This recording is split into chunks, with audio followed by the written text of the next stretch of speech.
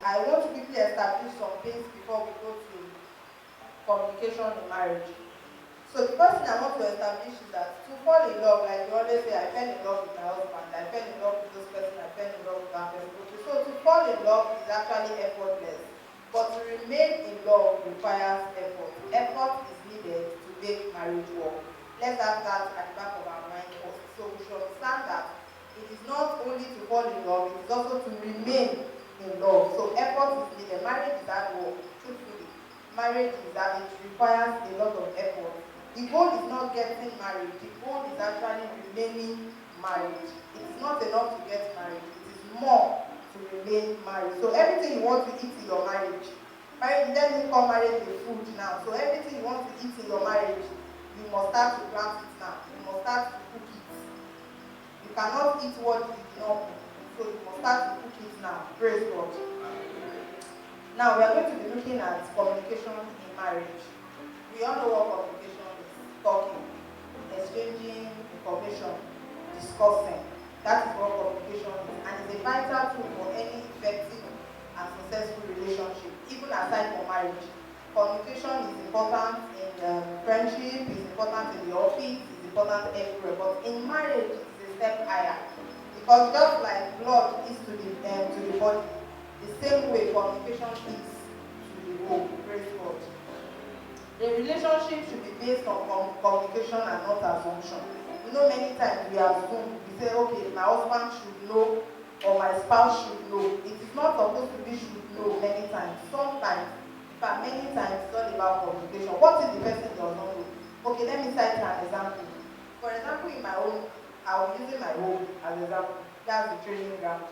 So for example, in my home, my husband does not know. Let me, in quote, stop looking at it. My husband does not know that it's to assist me in some things. I'm carrying a pail of water. At the same time, maybe my son is crying, I'm pulling in, and there's food on fire.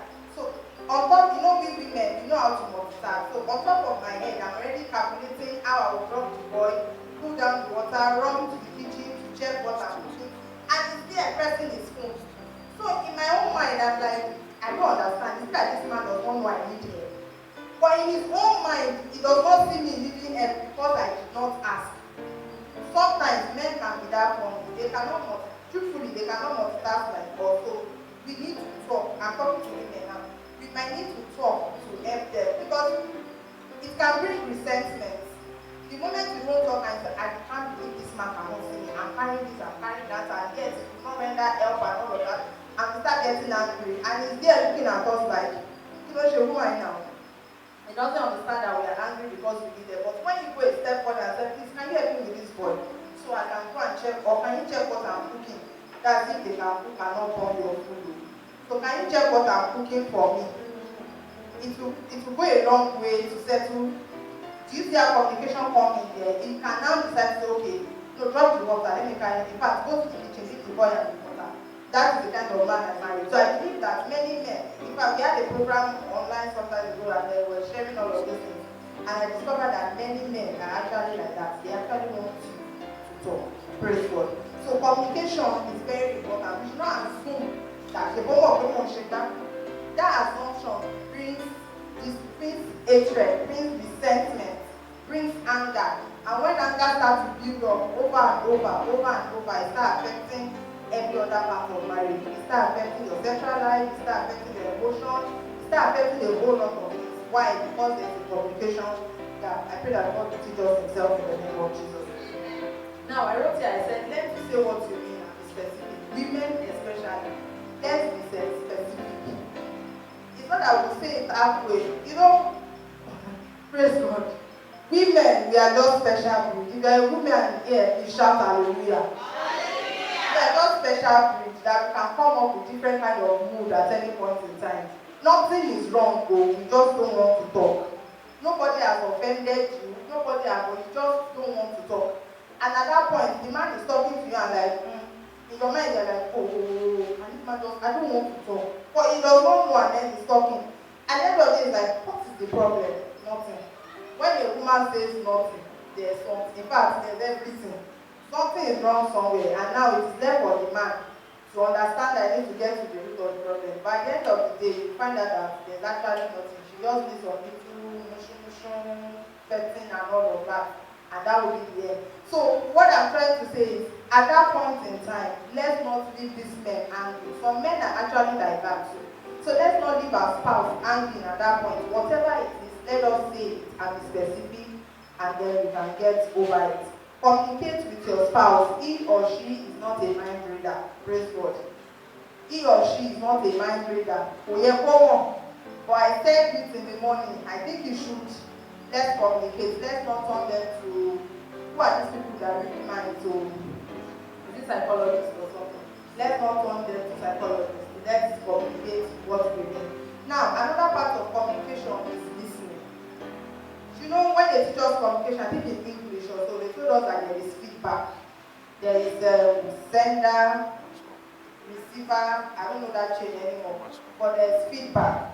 Now, in every good communication, there must be feedback. Women, when we do the talking, talk, I saw this person, you won't believe in the market, this person did not cover her nose. In fact, the woman telling that was like, how can you not cover your nose? I will keep talking.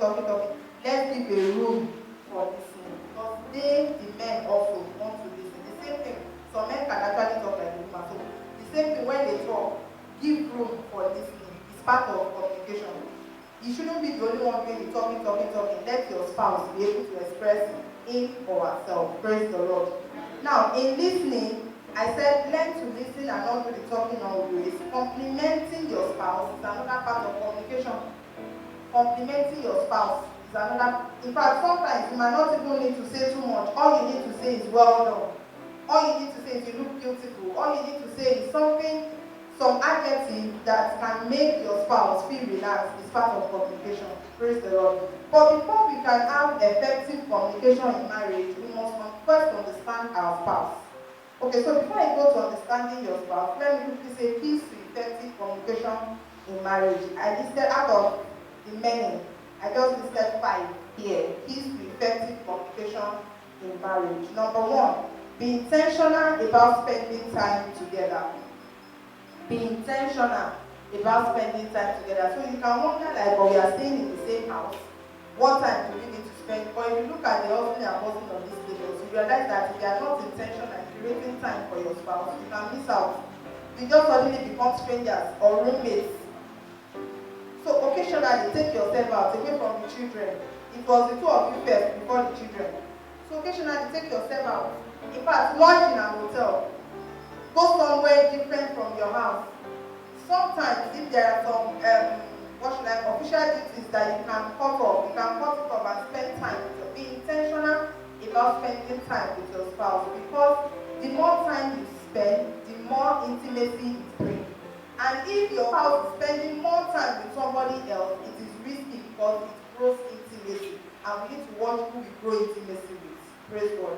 So we should be intentional about spending time together. Even if it's using all the social media, there are many ways we can keep talking to the end of the day. Not like once we say that boy in the morning, the next meeting is in the evening.